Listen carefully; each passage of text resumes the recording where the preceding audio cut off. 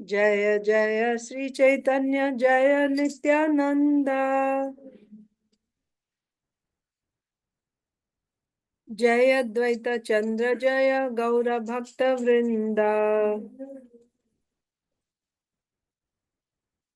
जय जय श्री चैतन्य जय नित्यानंद। जय अद्वैत चंद्र जय गौर भक्त वृंदा। जय जय श्री चैतन्य जय नित्यानंद। जय अद्वैत चंद्र जय गौर भक्त वृंदा। श्री चैतन्य चरितामृत की जय। श्रील कृष्णदास कविराज गोस्वामी की जय। श्रील प्रभुपाद की जय। समवेत गौर भक्त वृंद की जय। ओम अज्ञान तिमिरान्धस्य ज्ञानांजन शलाकया चक्षुरुन्मीलितं येन तस्मै श्री गुरवे नमः। श्री चैतन्य मनोभीष्टं स्थापितं येन भूतले स्वयं रूपः कदा मह्यं ददाति स्वपदान्तिकम्। वन्देऽहं श्रीगुरो श्रीयुतापदकमलं श्रीगुरून् वैष्णवांश्च श्रीरूपं साग्रजातं सहगण रघुनाथान्वितं तं सजीवम् साद्वैतं सावधूतं परिजनसहितं कृष्णचैतन्यदेवं श्रीराधा कृष्णपादान् सहगण ललिता श्रीविशाखान्वितांश्च नमो ओं विष्णुपादाय कृष्णप्रेष्ठाय भूतले श्रीमते भक्तिवेदांत स्वामिनिति नामिने नमस्ते सारस्वते देवे गौरवाणी प्रचारिणे निर्विशेषा शून्यवादी पाश्चात्य देशतारिणे। जय श्री कृष्ण चैतन्य प्रभु नित्यानंद श्री अद्वैता गदाधर श्रीवासादि गौर भक्त वृंदा। हरे Krishna Krishna Krishna Hare Hare Hare Ram Ram Ram Hare Hare. Hare Krishna, dear devotees. Welcome to Sri Chaitanya Charitamrita reading. We are reading from Sri Chaitanya Charitamrita Madhya Leela, Chapter 7, Lord Chaitanya's travels to South India, or Lord Chaitanya's tour of South India. And in that we were reading yesterday that Mahaprabhu, after taking darshan of Jagannath along with his devotees, he started off to go. He prepared to leave for South India. So he started walking actually along the seashore. And then meanwhile, Sarvabhauma Bhattacharya had sent Gopinath Acharya home to bring the 4 sets of outer cloth for Mahaprabhu, which he had kept along with 4 sets of kaupin. Then, when the Lord reached Alalanath, Sarvabhauma Bhattacharya made a request of Sri Chaitanya Mahaprabhu that I have one request, and if you will please fulfill it, right? And what was his request? That in the city of Vidyanagar on the banks of river Godavari is a very important, respectable government officer. His name is, just started, you didn't miss anything. Okay. So that's good. So Sarvabhauma Bhattacharya said that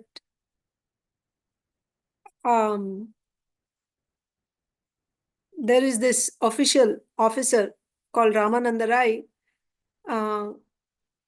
I want you to meet him. That's my request. Please meet him. And then he said, don't neglect him, thinking him to be a materialist or one born in a Shudra family. Don't make that mistake. Further on, we understood that from Srila Prabhupada's purport, actually, maybe we can just look at the verses, that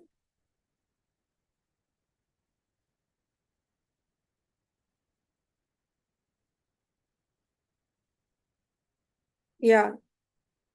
After saying that, please do not neglect, and it's my request that you must meet him without fail.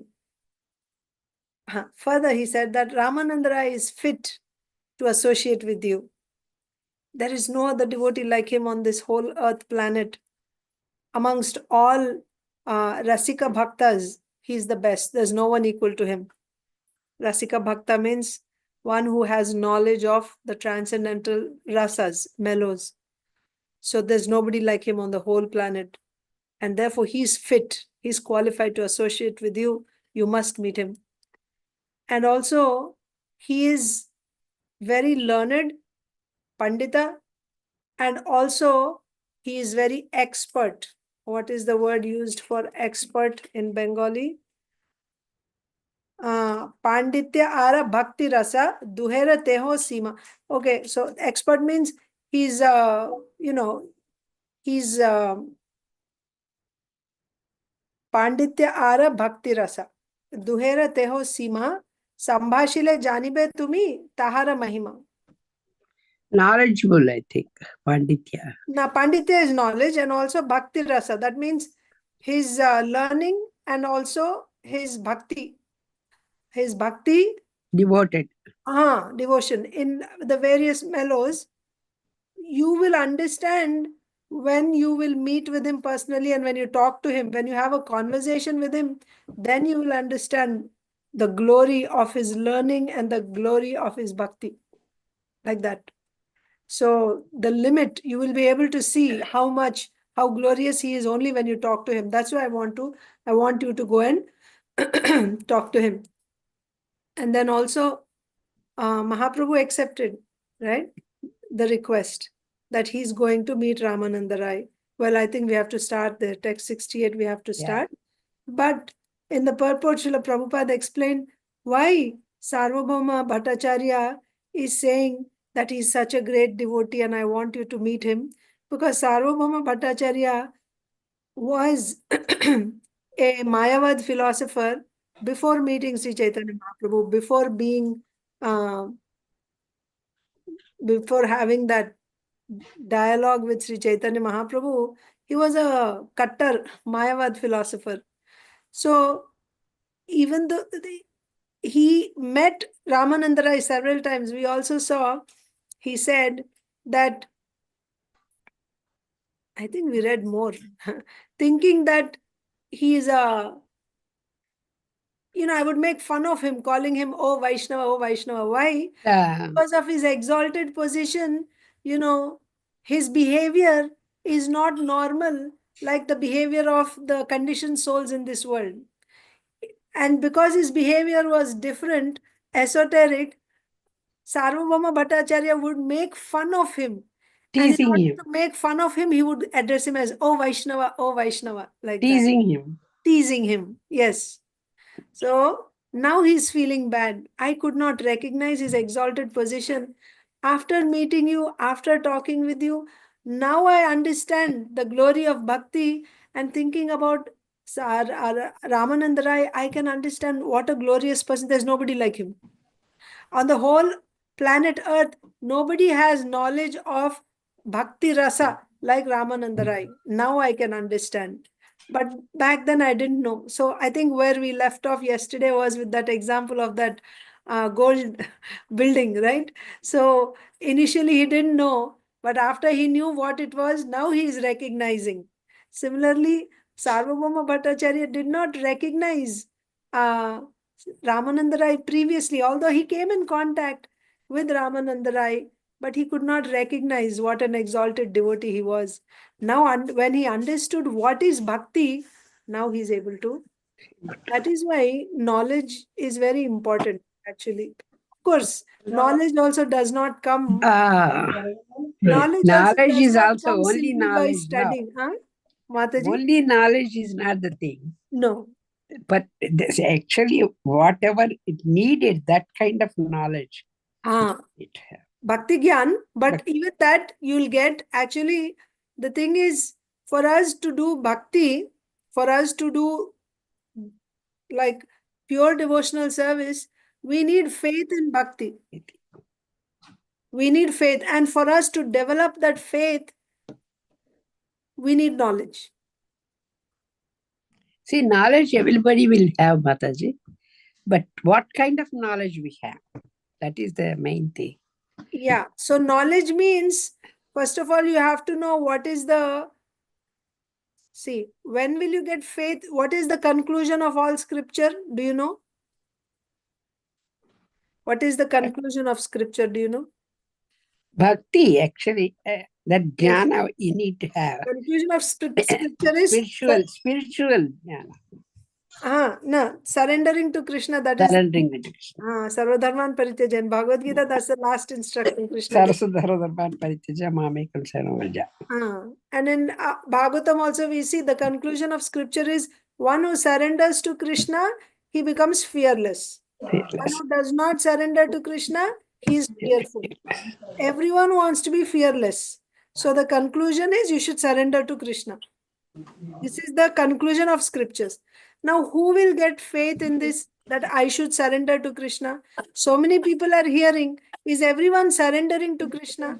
Then also, what is this surrender? What does it mean to surrender? Right? Surrender means you have to come out of the bodily designation that now. We're not this body. Yeah, but that saying with the lips is not sufficient. That is called Shraddha. Shraddha means you will actually get that realization that, Arey, why I'm wasting my time in all these things? I am a not just an Atma, I'm not just a soul, because yes, I'm a soul, but the soul is a part and parcel of the Lord. And being a part, just like what is the function of this hand? Being a part of this hand, they should serve the body. If I want the hand to serve me and if the hand refuses, that means it is dysfunctional, isn't it? It's not, I want to go somewhere, my my legs are supposed to support me. If they're not supporting me, that means they're not doing their body, their duty, they're dysfunctional.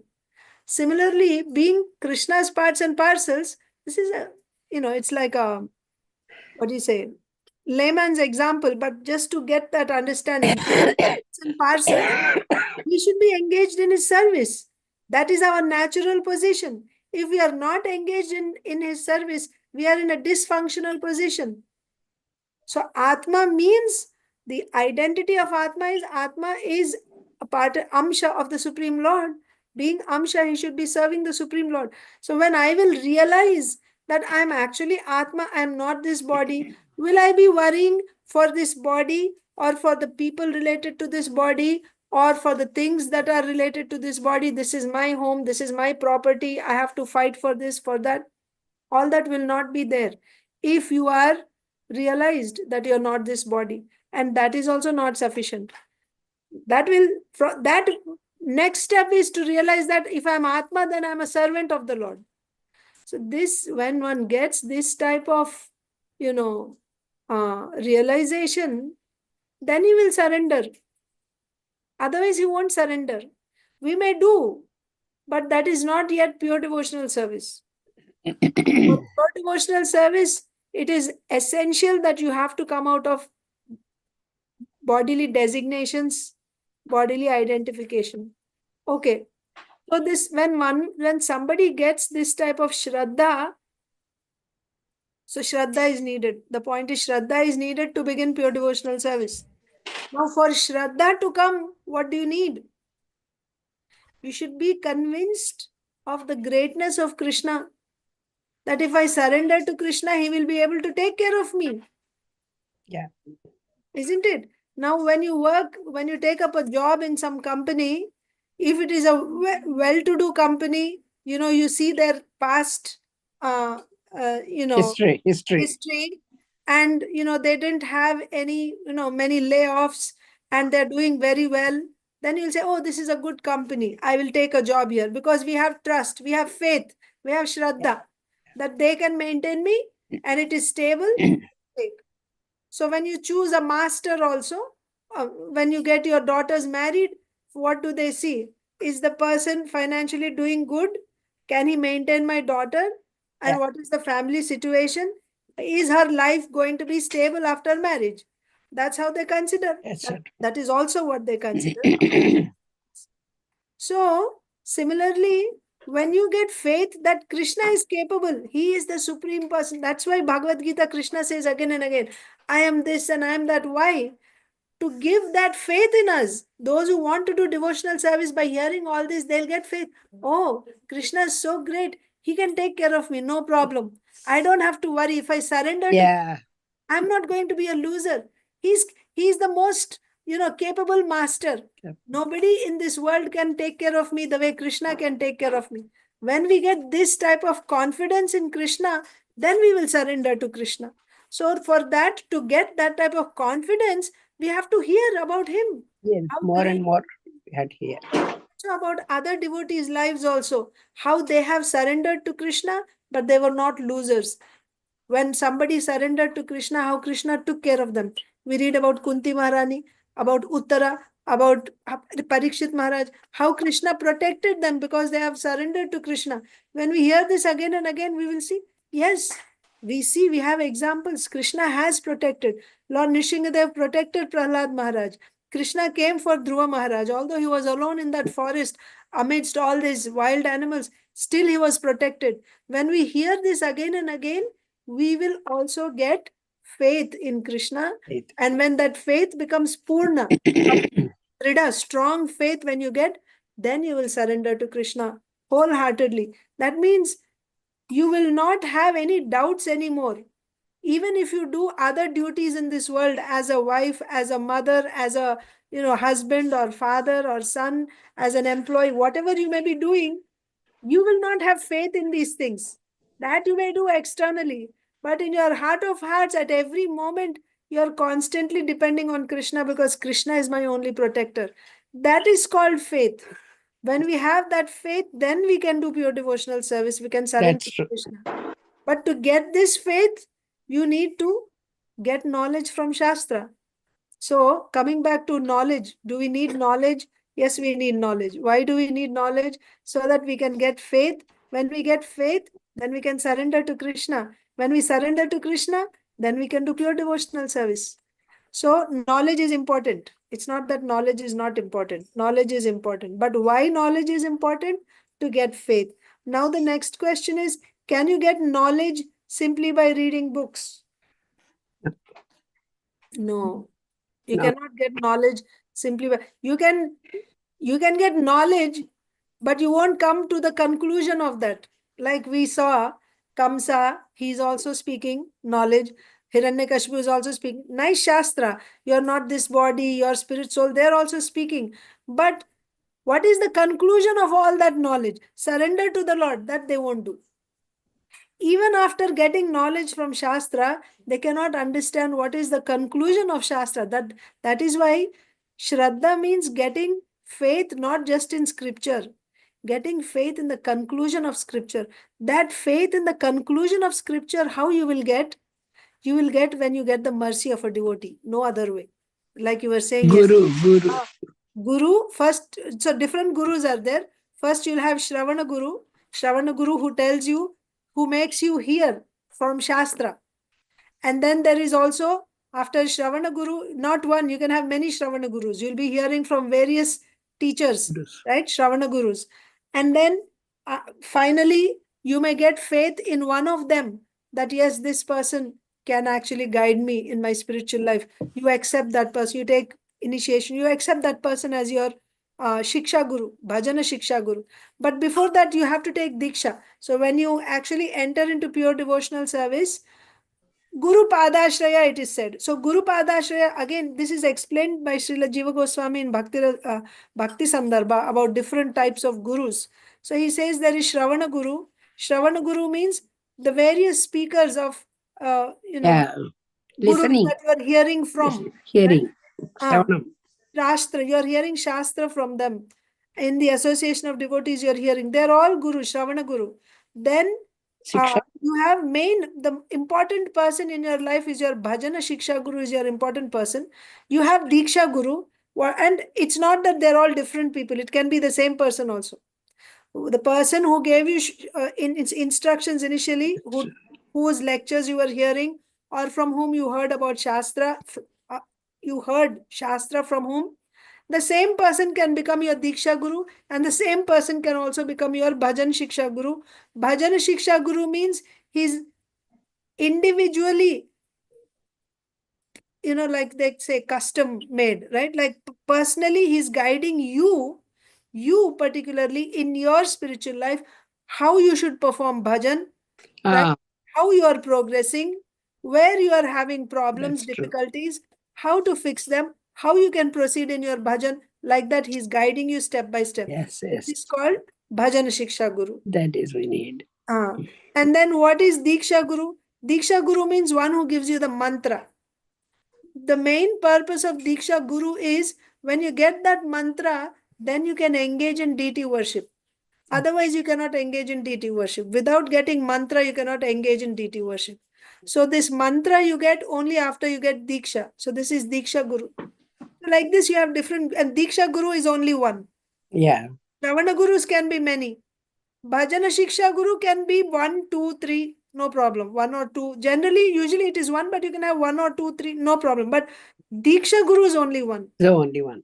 Until and unless, like if the Diksha Guru falls down from the platform of Guru because of, if he's not maintaining that spiritual platform, that's when you may accept. But otherwise, Diksha only once you have to take. Diksha Guru is only from one person. You cannot take from different people.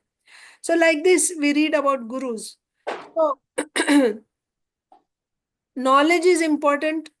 After you get knowledge, then you get Shraddha. So how you get this knowledge? How do you get faith in the conclusion of scripture? You get faith in the conclusion of scripture by the mercy of this Guru. Shravana Gurus that you're hearing. Some devotee, first of all, they give their kripa, mercy. And mercy can come in the form of instruction, or it can just be a glance. It can even just be their desire. They feel that this person should be a devotee. But mercy, that devotee must give mercy.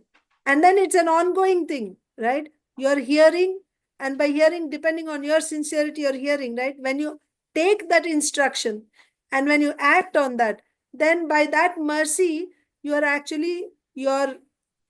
doubts are being removed from your heart, that knowledge you are receiving, and by that, now your faith in the conclusion of scripture is becoming stronger and stronger and stronger. What is the conclusion of scripture? In simple words, conclusion is surrender to Krishna. For all this, Krishna's mercy is the main thing, Mata. Yes, but as we discussed, for all these falling in the place yesterday, Krishna's mercy will follow devotee's mercy. So first, devotee's mercy is important. Because I thought for all these falling in place, Krishna's mercy, I thought.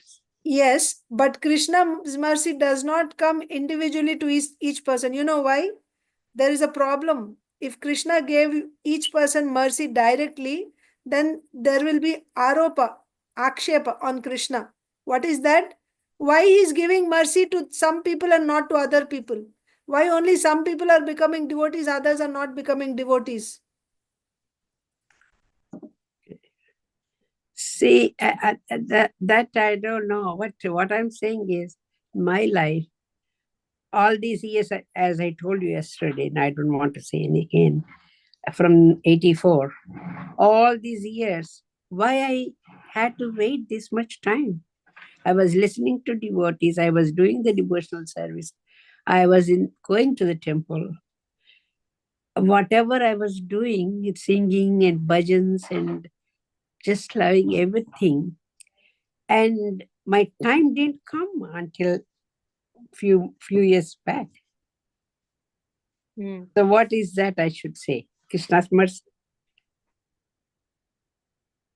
But even then you said you were going to temple and you were doing services in ISKCON also, right? You were going ISKCON only. ISKCON only. ISKCON only in Colorado from 84, and then I have devotee association. So why you're saying you didn't have mercy? You had mercy, that's why you're going to temple and doing devotional service? Taking the initiation or Diksha Guru or Siksha Guru. Siksha Guru or Diksha Guru. I didn't have until now. That okay. That is that I think I told you yesterday, but I'll say again. First, devotee's mercy. That's why you even went to temple and you started doing service. If you didn't have mercy of a devotee, you wouldn't even Of start. course, yeah. So that started already. Oh, started After, already. that started already. You got it there already. Mercy of devotee you got. That's why you were doing. Now, why this delay in? I'm just telling you philosophically, Mataji. I'm not saying to No, you. no, no. Tell me. This Tell me. is philosophy. The type of guru that we get, and when we will get guru. Krishna will. That's coming by Krishna's mercy. You're right. After you get initially devotee's mercy, then depending on my sincerity, ye yatha Mm. mam prapadyante tams tathaiva bhajamiham. So depending on my sincerity, I will get which type of guru and when I will get it. It's directly proportional. Of course, it's coming by Krishna's mercy, but Krishna's mercy will come based on our sincerity. That's the philosophy. Okay. So, but you know, it's not like you were disconnected and it's not, you were engaged in, and also I was not disconnected at all. Wherever I went from the day one, Colorado, from Colorado to North Carolina, there also I used to go to Krishna temple. I used to have devotees association. right. I was listening to the class. I was going to Kirtan, everything. Yes. And then that place is there. Then again, I came back to, I went to California also. There also, I was going to the temple, devotee association. Right. Then I saw my Guru Maharaj there, but time didn't come for me. Time didn't come for me. And then I came from there to here. Yes, Mataji. Then again, I was in temple, I was going, it so happened here I got the initiation. Here Right. I got the second initiation. Right. All those that fall in place now here. Yeah. So you're saying you are calculating in terms of getting initiation, because you got initiation now, you're thinking only now you got mercy, but before you didn't get mercy because there was no initiation. Is that why you're saying? No, I was going through all these places everywhere I went. Yeah. But why I never had this kind of, I don't know what to tell. That jhana was not there. I'm a devotee. I was doing all devotional service. But anyway, just leave that, but I don't want to waste time. Okay. The time came and I had, that's all. And that is, Yes. I always feel Guru's mercy, Krishna's mercy. Right. Yeah. So the second part is initiation will happen by Guru's mercy. Yes. I mean, Krishna's mercy. You get Guru Krishna Kripa by Bhakti Bhakti Lata. Lata Beach. So Krishna's mercy is also there. So first you'll get Guru's mercy. Guru matlab Shravan Guru. Right? By his mercy only you're able to even turn to Krishna. And then after you get that mercy, then by Krishna's mercy, you will get further mercy. Right? Yeah. You'll get Guru who will guide you further how to progress in bhakti. So together, by their mercy, we will come. But yeah, I mean, it's I don't see that you didn't get mercy. I don't know. I don't see it like that. When I go back to my all these days, these years, how many years? 84 to 2024 now. So all these years, when I go back there, my plan, my history itself tells me that how I got mercy. Acha. From Guru, or for my devotional service, or for my this thing, everything. Yes. Okay. I should thank Krishna. That's all. Correct. That's the point. That's the point. We should just thank Krishna because, what all we went through, that's Yeah. so, yeah. Now we are here. That is important. Now I'm here. Now Krishna has given mercy. Now we are here. That is important. Okay. Text 68. Angikara kori Prabhu tahara vachan tare vidaya dite tare koilo alingana. Angikara kori Prabhu. He Kamala accepted. Vachan. So Mahaprabhu accepted whatever Accepted the proposal. Sarvabhauma Bhattacharya requested. Mahaprabhu accepted. Tare Vidaya Dite Tare Koila Alingan. So then he embraced, accepting his request. Achana, Vidaya, like Bida de dena, right? Like saying goodbye. Tare Very well. Vidaya Very well. Dite, after saying goodbye, he embraced Sarvabhauma Bhattacharya. That means, okay, now you go home. I'm going from here alone. Don't follow me. Lord Sri Chaitanya Mahaprabhu accepted Sarvabhauma Bhattacharya's request that he meet Meet, Ramachandarai. Bidding Sarvabhauma farewell, the Lord embraced him. Ghare Krishna bhaji more koribo आशीर्वादे नीला चले आसी जैना तुम्हारा प्रसादे घरे कृष्ण भजी मोरे कोरी हो आशीर्वादे. That means you worship Krishna at home and you bless me. Okay? नीला चले आसी जैना तुम्हारा प्रसादे.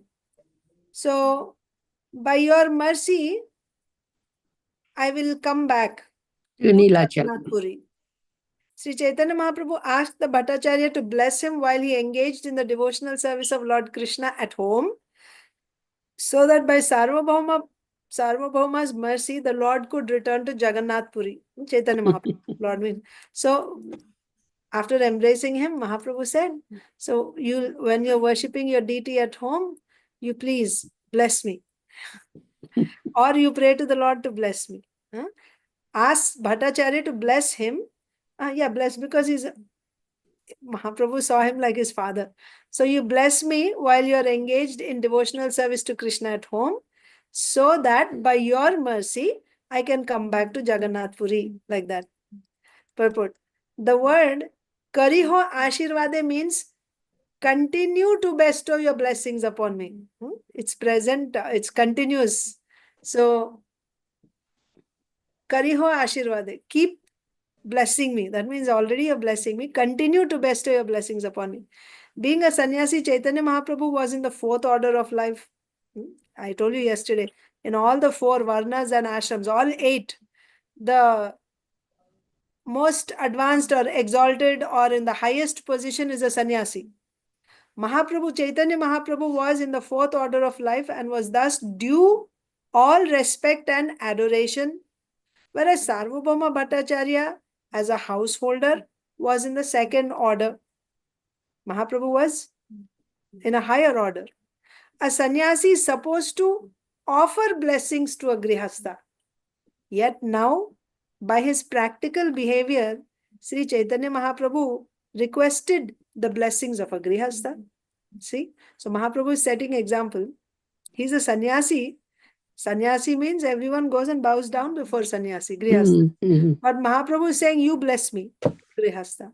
So Srila Prabhupada is saying, by his personal behavior, Chaitanya Mahaprabhu is requesting the blessings of a grihastha. This incident shows the special significance of Sri Chaitanya Mahaprabhu's preaching. He gave equal status to everyone, regardless of material considerations. So the qualification is bhakti, right? Regardless of your material status, he gave equal status to everyone. That means on their devotional platform, he gave equal status regardless of material considerations. His movement is thoroughly spiritual. Although apparently a grihastha, householder, Sarvabhauma Bhattacharya was unlike the so-called karmis interested in sense gratification. So he's not a grihamedhi. So he was a grihastha.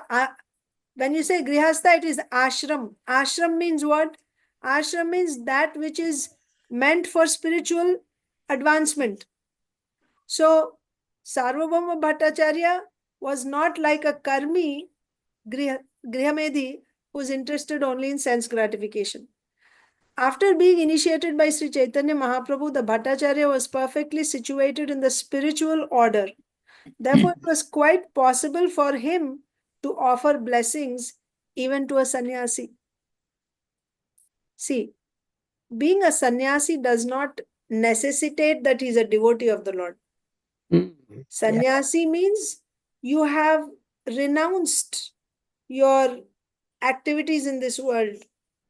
Of course, you are actually, sannyas means you have given up all karma and now you are aspiring for Brahman in the Jnana Marga, sannyas. But in the Vaishnavas also there is sannyasis. But when we look at sannyas as an ashram, right, you have Brahmana, Kshatriya, Vaishya, Shudra, then, no, what am I saying? Brahmana, Kshatriya, Vaishya, Shudra, Brahmachari, Grihastha, Vanaprastha, Sannyas. So this is Varna and Ashrama. Sannyas also actually, initially, when somebody, so the way it works is, you're doing karma first, and then you're a karmi. Karmi means you're doing karma for sense gratification, to get material result. Then next level is you do karma, nishkama karma, not for sense gratification, but to become liberated, right? So the idea is you rise above the material platform, rise above the bodily platform.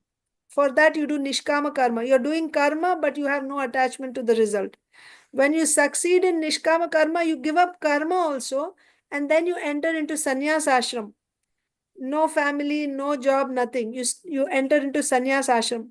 But even in that sannyas ashram, there are stages: Kutichak, Bahudak, Parivrajakacharya, and Paramahamsa. So, when you come to the stage of Paramahamsa, there you're not identifying with even, so there are some duties for sannyasis also. There are some duties that they should do. That you have to do yagya, dana, tapa. Well, that's talking about nishkam karma. Anyway, whatever. But the point is, sannyasi is in a varnashram society. Sannyasi is the highest position. Everyone else is lower. But even varnashram system is also still,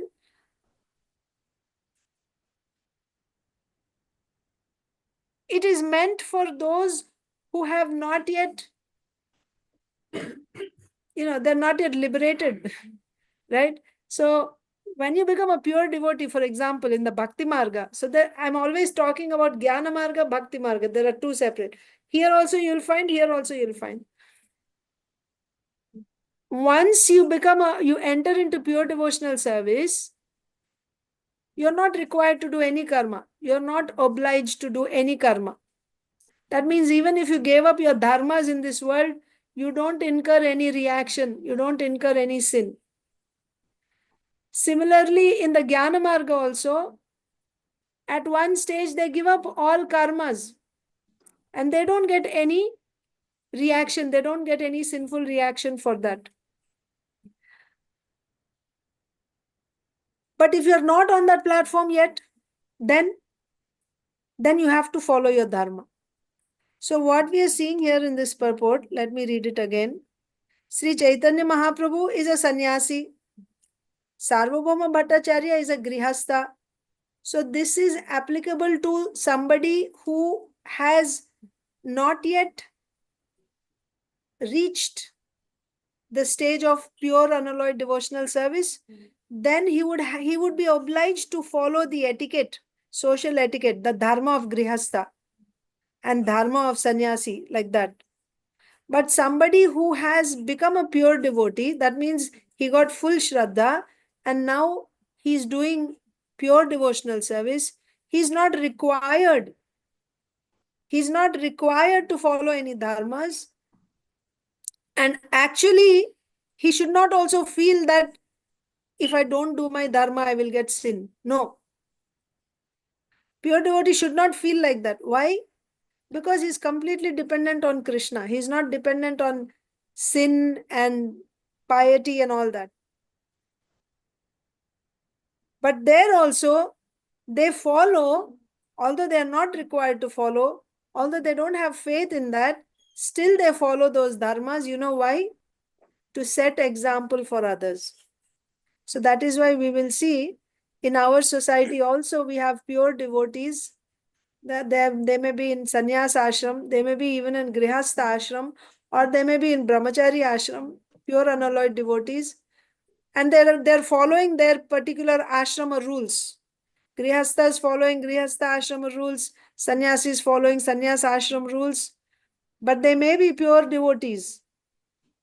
Then why they're following if you're not required to follow? So that all of us who are not yet pure devotees, we may not imitate them. We don't have qualification. We have to follow the dharmas, right? But seeing them, we will say, even I won't do. He's not doing, I won't do. He has no problem. I will end up in problem. So to set example for us, they also follow the rules and regulations. Until internally within their heart, they will be practicing this Raganuga Bhakti, but externally, they will be still following the rules and regulations. So this is the thing. But actually, once you enter into pure devotional service, you're not required to carry out the dharmas. So here, Chaitanya Mahaprabhu is bowing down to Sarvabhauma Bhattacharya. According to social etiquette, this is wrong. Yeah. In the material world, social etiquette, this is wrong. Sannyasi bowing down in front of a grihastha and asking for the blessings of grihastha, it's wrong. But on the bhakti platform, if somebody is on a pure devotional service platform, then he does not have this higher and lower material. They don't affect them. Whether he's above Brahmana, Kshatriya, Vaishya, Shudra, Brahmachari, Grihastha, he's above the Varnashram system. So there, the only qualification is how much love this person has for the Supreme Lord. That is the criterion to see who's a higher devotee, who's a lower devotee. How much love a devotee has for the Supreme Lord, based on that. So if somebody has more love than you go and bow down in front of them. But you mean to say Sarvabhauma Bhattacharya has higher than Chaitanya Mahaprabhu? No, but Chaitanya Mahaprabhu is establishing this principle by his example. He's making a statement there that when you come to pure devotional service, if you are a sannyasi, don't think that I'm a sannyasi, why I should bow down. Yeah, that's true. You should recognize bhakti. So if he didn't do, who will do it? He has to set that example for everyone else. So he is setting that example. That is why Chaitanya Mahaprabhu, he's Krishna. He doesn't need to do, he doesn't have to take sannyas also. Why he took sannyas? Isn't it? So he's teaching us. By doing it himself, he's teaching us.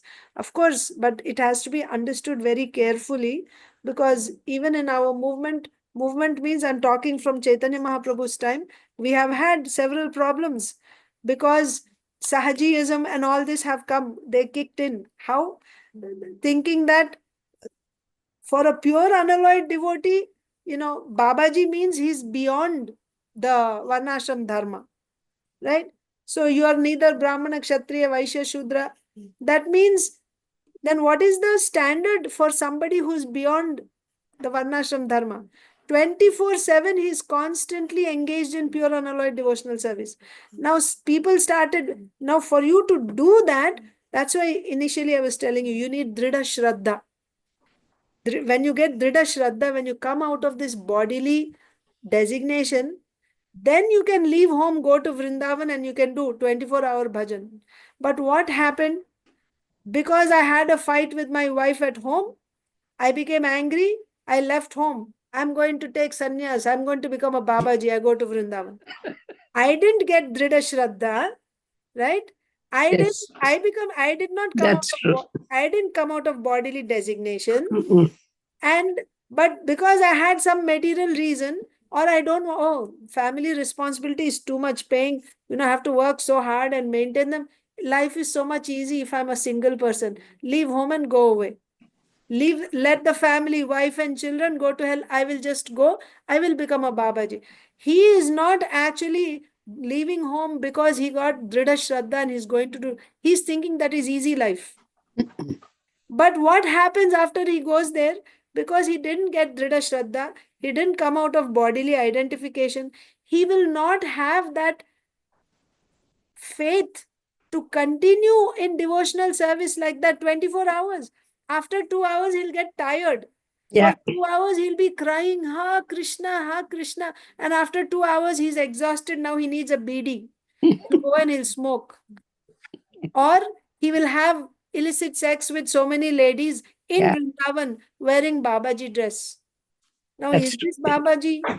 This is not Babaji. Babaji means so pure. That's why this became completely diluted, and it became, so much so that educated people in society, respectable people, they didn't look at Vaishnavas with any respect. They thought Gaudiya Vaishnavas means they are very, very, low. They would even, uh, if you have to curse someone, in Hindi they say gali dena, right? Then they would call that person, you Vaishnava. So Vaishnava word became so bad that Yeah. it was used to curse someone, to call them bad names, like that. So from that state, Srila Bhaktivinoda Thakur, he worked so hard, and then Srila Bhakti Siddhanta Saraswati Thakur, and then our Srila Prabhupada. So, but their challenge at that time, Bhaktivinoda Thakur's challenge was to revive the respect of Vaishnavism in society. Gaudiya Vaishnavism, the followers of Chaitanya Mahaprabhu had lost that respect. This was after the six Goswamis and even after Narottam Das Thakur, Vishwanath Chakravarti Thakur. After that, there was an era, a period for 200 years or something like that, 200, 300 years. Vaishnavism had lost its respect. Therefore, we have to go back to the basics. What did Rupa Goswami say about pure devotional service? Anyabhilashita shunyam, jnana karmadhyanavritam, anukulyena krishnanushilanam.